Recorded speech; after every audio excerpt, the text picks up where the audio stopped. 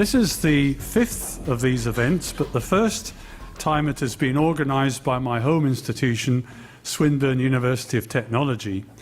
Previously, these events were organised by the Australian Centre for Radiofrequency Bioeffects Research, but unfortunately, because of funding cuts, this body doesn't exist anymore. Swinburne is proud to run this event this year and thanks the Telstra Corporation for a generous donation to make it possible. The title of the seminar this year is IARC Explained, the Implications for Mobile Technology. Our guest speaker is Dr. Robert Bann, on my second seat on my right, from the International Agency for Research on Cancer, IARC, to talk us through the recent classification of radiofrequency as a possible carcinogen. As you can see from the CV on page 2 of the handout, Dr. Bann had a distinguished career in genetic toxicology in the Netherlands before moving to IARC in 1998, where he is a senior scientist in the IARC monographs program, which he will be telling us about in his presentation. I met Dr. Bann at the annual Bioelectromagnetic Society conference in Canada earlier this year, where we were able to invite him to be the guest speaker for this meeting, and we're very pleased that he could come. On the subject of bioelectromagnetics, I would like to invite you to next year's meeting of the Bioelectromagnetic Society, which is in Brisbane, as an attendee, as a presenter, or maybe better still as a sponsor. I ask Dr. Bann if he would come and tell us about the IARC classification.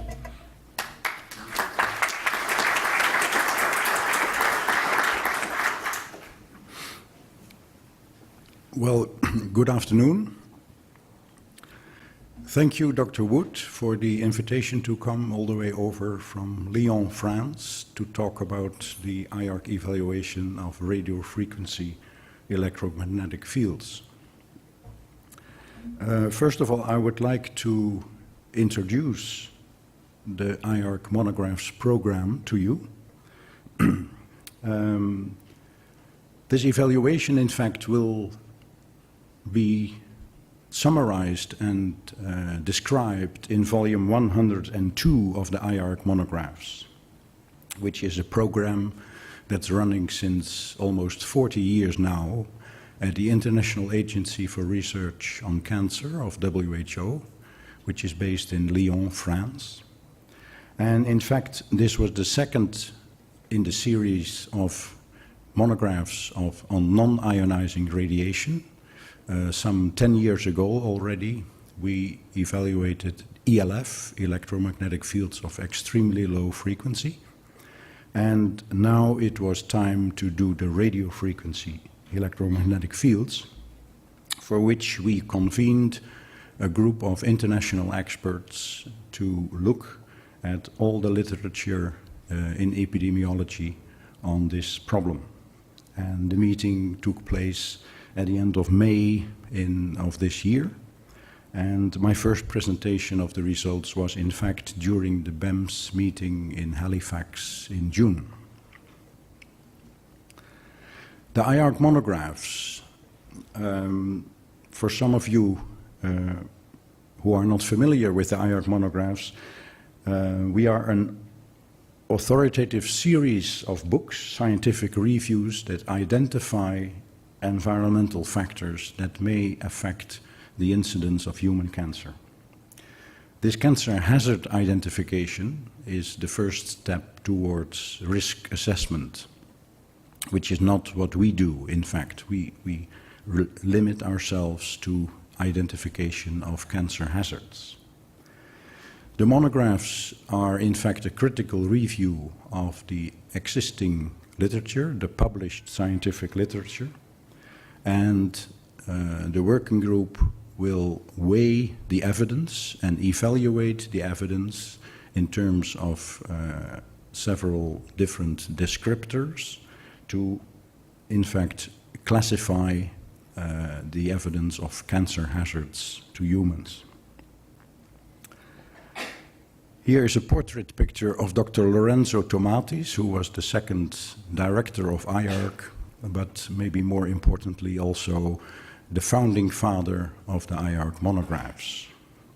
We have evaluated nearly 950 agents so far, chemical agents, complex mixtures, occupational exposures, physical agents, different types of radiation, and also personal habits and household exposures.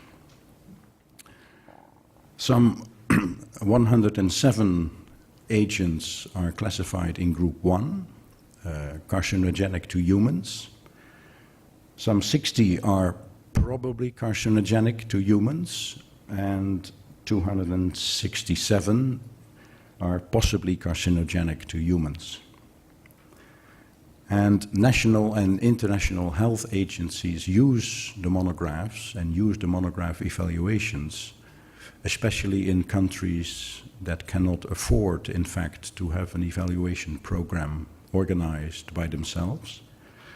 And they use it as a scientific support for actions in terms of public health, restricting exposures, and prescribing measures to limit the risks. The selection of agents is based on two criteria. There must be evidence of human exposure, and there must be some concern that there may be a carcinogenic effect. And in terms of radiofrequency exposure, the use of the mobile telephone is, of course, ample evidence of widespread exposure. From time to time, the IARC convenes advisory groups to give us advice on which agents we should evaluate in the future with priority. And some years ago, there was an advisory group that said it's time to evaluate the radiofrequency fields, the part of the electromagnetic spectrum in the radiofrequency region, including the exposure from the use of mobile telephones or cell phones. The data for the monographs in fact comprise all the pertinent epidemiological evidence. We try to be comprehensive in collecting all the published literature on human cancer in epidemiological studies.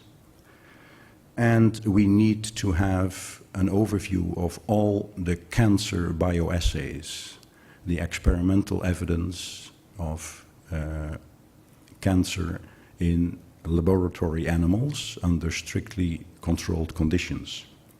And these two elements, in fact, from the human epidemiology and the animal cancer studies, are the two main factors that contribute to the evaluation. Besides that, we have always in the monographs a chapter on mechanistic and other relevant data. These data may support the understanding of how an agent may act as a carcinogen or as a possible carcinogen. And there is, of course, information on exposure, a description of the agent that we are reviewing, and also indicating what we are not reviewing, so the exposures that may be excluded from the evaluation, if there is reason to do so. And like I said before, only reports that have been published in the openly available scientific literature are acceptable to be considered in the monographs. So we cannot deal with papers in preparation, or personal communications, or proprietary information from the industry, for instance. I will briefly explain the mechanism of how the working groups weigh the evidence. There's a subgroup of epidemiologists that look at the human data, and the evidence from the human data can be categorized in 3 or 4 different groups. Sufficient evidence when a causal relationship between the exposure and the increased incidence of cancer has been established, and that means that chance, bias, and confounding can be ruled out with reasonable confidence. Limited evidence exists when the causal interpretation is credible, but chance, bias, or confounding cannot be ruled out completely. There are questions about co-exposure with other possible carcinogens, and there are sometimes also weaker studies that do not give confidence that that would be needed for sufficient evidence. And then inadequate evidence in epidemiology means that there are just not enough studies, or the studies by themselves are not of sufficient quality to allow a conclusion to be drawn. And then there's a fourth category, which is not too important today, evidence suggesting lack of carcinogenicity. That is the evidence that from several well-conducted studies, there is reproducible and consistent evidence that the agent is not carcinogenic. The evidence of the experimental part of the literature from the experimental animal data is weighed in more or less the same manner.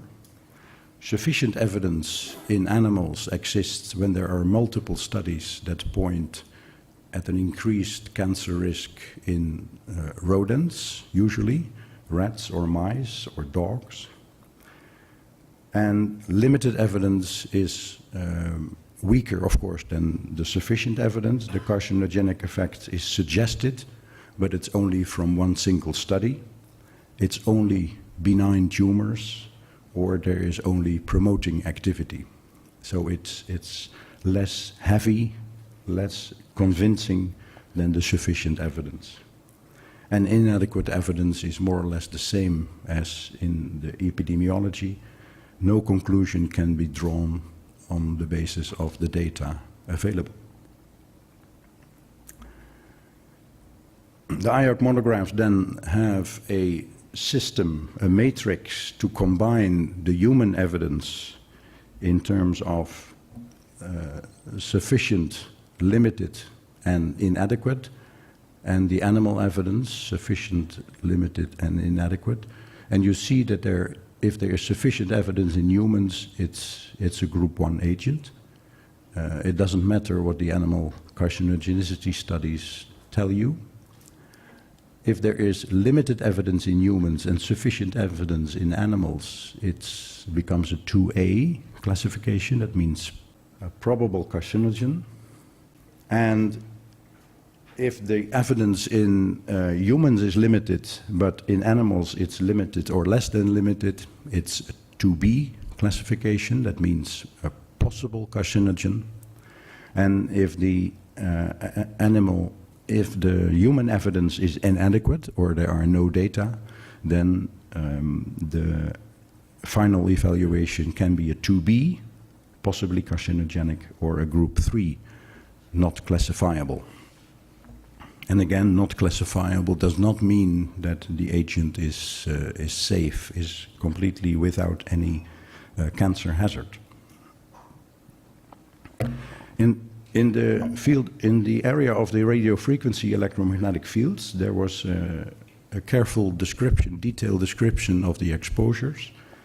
And we proposed to the working group to categorize the exposure in 3 groups: environmental sources, broadcast antennas, base stations, medical devices, smart meters; occupational sources, high frequency dielectric and induction heaters and radar installations; and then the personal exposure, the personal devices, the cordless telephones, mobile telephones, Bluetooth, and all the modern telecommunication, wireless telecommunication devices that are now so widespread. And of course, the general population receives the highest exposure from sources in close vicinity to the body, which is in fact the use of the mobile telephone. Holding a mobile telephone to the ear can result in relatively high specific absorption rate values, SAR values, in the brain, and that depends a little bit on the position of the phone against the ear, the distance with the antenna, and the quality of the link with the antenna. For children, it's important, of course, to pay attention to the younger generation, which is in general more sensitive to this type of harmful effects in general. The average deposition of the energy, radio frequency energy from a cell phone, is about twofold higher in the brain than for an adult, and up to tenfold higher in the bone marrow of the skull of a child compared to the skull of an adult. So there are important differences on the basis of the physiology of the head of the child. It's noteworthy that the use of hands-free kits lowers exposure to the brain to less than 10%. So in fact, when you keep the telephone away from the body and use earphones and hands-free kits, then you can considerably reduce the exposure, although it may increase exposure to other parts of the body. For instance, if you put your mobile telephone in your trouser pocket.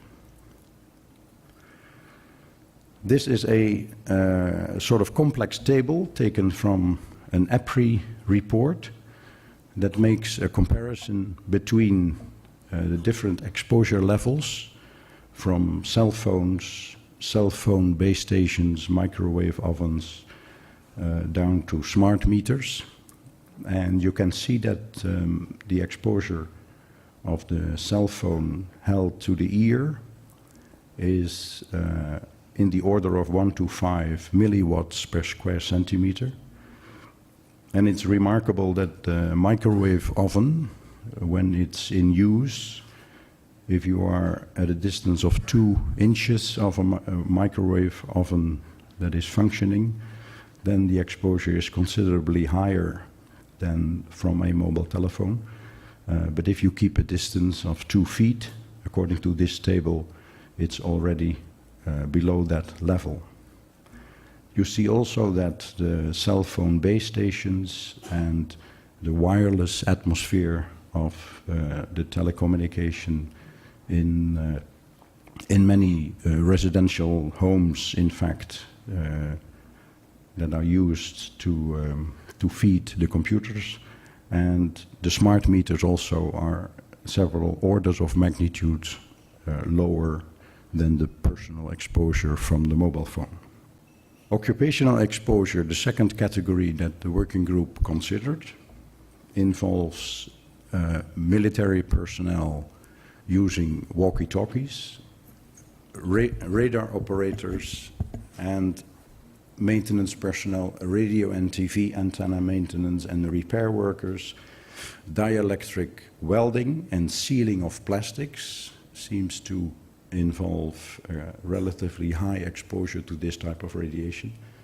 And also in the medical arena, physiotherapists using diathermy treatments.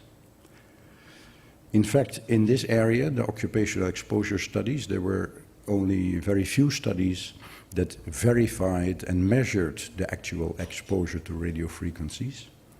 And in many studies, there may have been co-exposure to the extremely low frequency fields. So it was difficult to disentangle the two types of radiation. Nevertheless, there were in the occupational exposure situation several positive signals from several studies. In terms of brain cancer, I'm just given as an example 2 studies here, where we have a significantly increased risk for brain cancer in a study in the industrial setting, where job titles were used as a proxy for exposure to these types of radiation, but there were no actual measurements made. Nevertheless, if it was realized that the people were also exposed to other carcinogenic or possibly carcinogenic agents like soldering fumes or lead, and if there was a correction made for that, then the significance of the risk disappeared. So there were confounding co-exposures in this particular study. Then the study of Grayson also looked at Air Force personnel exposed to equipment producing radio frequency fields, but there were questions asked whether there was co-exposure to ionizing radiation. And ionizing radiation is an important confounding factor, and that is, of course, an established human carcinogen. For leukemia and lymphoma, there was a cohort study from Italy with a significantly increased risk. And this was in the setting where there were people working with plastic and sealing of plastic. And again, this seems to be one of the industrial processes where the exposure to radio frequency radiation is relatively high. In the testicular cancer also, there was a hospital-based cancer study based on self-reporting and probably with substantial misclassification, where there was also a relative risk that was in this study statistically significant. But all those studies have, in fact, biases and leave questions about the actual exposure. So they were of relatively less weight in the final evaluations. In the environmental exposure, in fact, it was more or less the same situation. There were several studies looking at brain cancer in association with exposure to transmission antennas, and substantial misclassification also is possible in these studies. No conclusions can be drawn on the basis of these studies on the environmental exposure. And then, of course, finally, the question of the increased cancer risk and mobile phone use, where we would expect to have the highest level of exposure, the so-called personal exposure. We had three types of studies: the ecological studies that looked at time trends of disease rates in the expectation that the increasing use of mobile telephones may be reflected in an overall increase in the general population of the cancer type involved. A cohort study, there are very few. In fact, there was only one cohort study, a big cohort study available to the working group, which is the Danish study of 420,000 subscribers to a mobile telephone company. And the subscription, having a subscription, was in fact the criterion that was used as a measure or a proxy for actual exposure and actual telephone use. And this study also suffered from severe exposure misclassification. So the working group did not weigh this study as a very important factor in the final evaluation. And then I come to the case control studies, where the working group found the most robust evidence. There were three early studies about 10 years ago: exposure assessment by self-reported history or by subscription records from the telephone companies. And I give one example from the Auvinen study in 2002, where there was a risk, 1.5, a 50% increase in risk, statistically significant for all cell phones combined. And when the digital phones and the analog phones were separated, and the analog phones were of the previous generation of the mobile telephone devices, then there was a higher risk from among the users of the so-called old-fashioned analog wireless telephones. So that's also an indication that there was something to worry about. The most important evidence came, in fact, from two groups of studies. The Interphone study, which is a multi-center case control study combining the results of 13 different countries, mobile phone use and brain tumor, including glioma, acoustic neuroma, and meningioma. And as indicated here in the slide, the pooled analysis of the publication that finally came out in May of 2010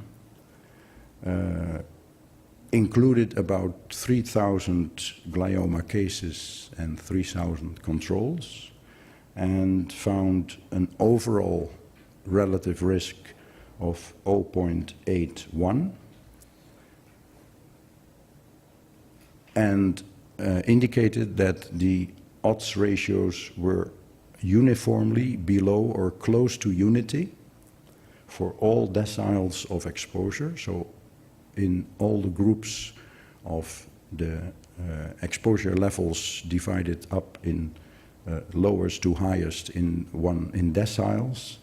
And it was indicated that for the highest users, the most intensive users, there was a significantly increased risk, just significant, of 1.4 for this glioma, associated with more than 1,640 hours of cumulative call time, which corresponds more or less with 30 minutes per day for 10 years. Now, 30 minutes per day may not seem to be a very heavy use, but at that time, in between the years 1999 and 2003, when the study was in fact conducted, it was in the category of the highest exposure. Besides that, there was a follow-up study conducted by Elizabeth Cardis, who was the coordinator of the Interphone study, and she made an effort to, in fact, estimate or measure the radio frequency energy deposition in the brain at the center of the brain tumors themselves. And that was then used as a measure of dose. So she was trying to describe the dose, in fact, locally in the brain tissue at the position where the tumor was found. And then she found an increased risk for glioma in the highest quintile, as indicated in this table, an increasing trend with increasing radio frequency dose for exposures longer than 7 years in the past, and not for shorter exposures. This evidence was combined with a pooled analysis from a number of Swedish studies, including also a substantial number of glioma cases and controls, where questionnaires were used and follow-up telephone interviews on the use of mobile telephones and cordless phones. And this study found among participants who had used the mobile telephone for longer than 1 year, 1.3 odds ratio, statistically significant for glioma, and with a longer exposure period, a longer duration, this risk even reached 3.2, also statistically significant for more than 2,000 hours of use. Well, overall, on the basis of this epidemiological evidence, the working group concluded that the interphone study and the Swedish studies are susceptible to bias because in many cases the exposure assessment could not be verified with precision, with enough precision. But that being the case, the working group considered overall that the findings could not be dismissed as bias alone, on the basis of bias alone, and that a causal interpretation was possible, could not be ruled out. A similar conclusion could be drawn from these two sets of studies for another cancer type, the acoustic neuroma, although the case numbers were smaller than for the glioma. And there was some supporting evidence from a Japanese study of an increased risk also for acoustic neuroma with ipsilateral mobile phone use. And that means that the tumors were predominantly seen in the brain, in the on the side of the head where the telephone is usually held.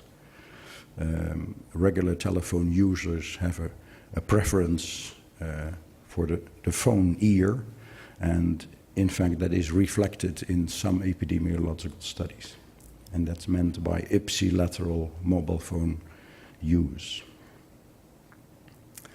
For a whole series of other tumors that have been studied in the epidemiology, the working group found the available evidence not sufficient to reach a conclusion.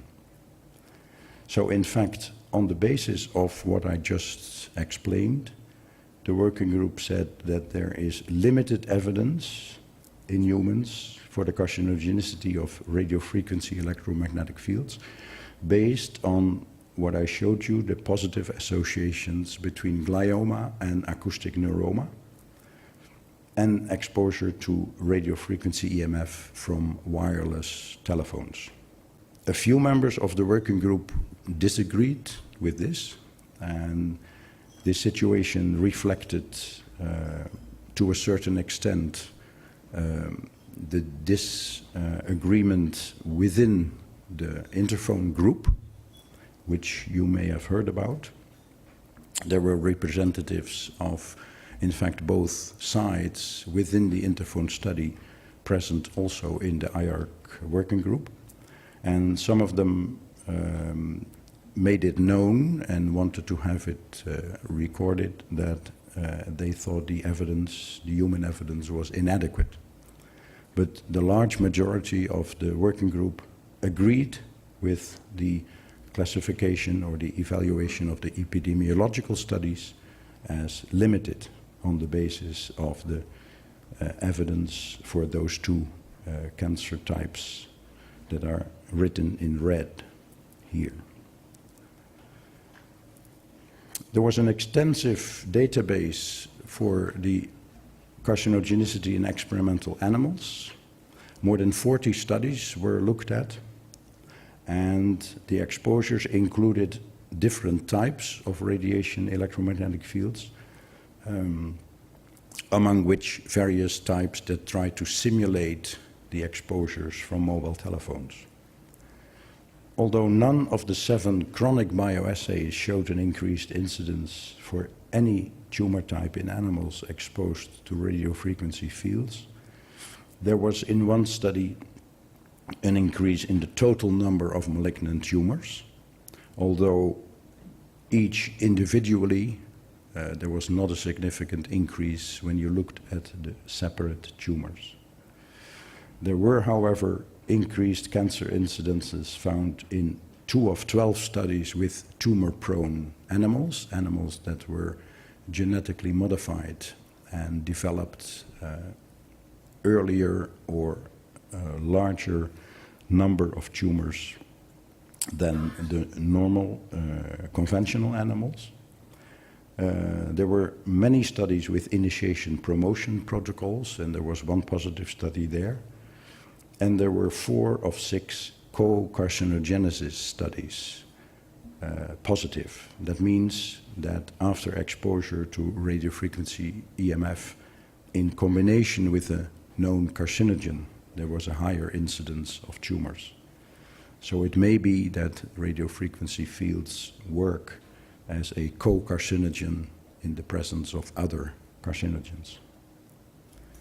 Overall, the working group found that there is limited evidence in experimental animals on the basis of this database. Then finally, the mechanistic and other relevant data. The working group looked at many studies with endpoints relevant to mechanisms of carcinogenesis. They are listed here: genotoxicity, effects on immune function, gene and protein expression, cell signaling, oxidative stress, apoptosis, effects on the blood-brain barrier, and other effects in the brain. And overall, there was evidence in some studies of some effects of radiofrequency EMF, but the results provided only weak mechanistic evidence, did not provide a single mechanism that could be established how this type of radiation may induce cancer in humans. So the evidence was noted, but did not contribute to the final evaluation of the working group. So then the final evaluation was made on the basis of the combination, as you see here in red, of the limited evidence in humans and the limited evidence in animals, and that ends up in a 2B classification as a possible human carcinogen. So the final overall evaluations were as follows. There is limited evidence in humans for the carcinogenicity of radiofrequency EMF based on the positive associations between glioma and acoustic neuroma and exposure to these fields from wireless phones. There's limited evidence in experimental animals, and overall, the overall evaluation was that radiofrequency electromagnetic fields are possibly carcinogenic to humans, group 2B. So it should be noted here that the working group in the overall evaluation decided to make a generic evaluation of radiofrequency fields and did not want to limit it to from mobile telephone use, and that all other exposures were left out of the evaluation. That was mainly based on the diversity of the exposures in the animal cancer studies, where different types of radiation with different frequencies across the radiofrequency part of the electromagnetic spectrum were noted. And in fact, the consideration that the radiation from the environmental sources and in the occupational situations and from the mobile telephones is basically and physically speaking the same type of agent. So the overall conclusion was RF, EMF are possibly carcinogenic to humans, group 2B. A few weeks after the meeting ended, we were in the privileged position to publish in the Lancet Oncology a summary paper of the main results and the key references, the key studies that led to this evaluation. And of course, the final monograph is to be expected early next year. We thank, of course, the experts of the working group that compiled, in fact, this monograph. You may recognize in the front row Dr. John Samet, the chairman of the meeting. This is Dr. Christopher Wild, the director of the IARC. And this is Dr. Kurt Streiff, the current head of the monographs program. Some of you are somewhere here, and even I am somewhere there. We, of course, acknowledge this financial support sometimes for many, many years from the different institutions listed here, the US NCI, already since about 30 years, in fact, the European Commission, the US NIEHS, and the US EPA. And then finally, I thank my colleagues in the Monographs team. Thank you very much.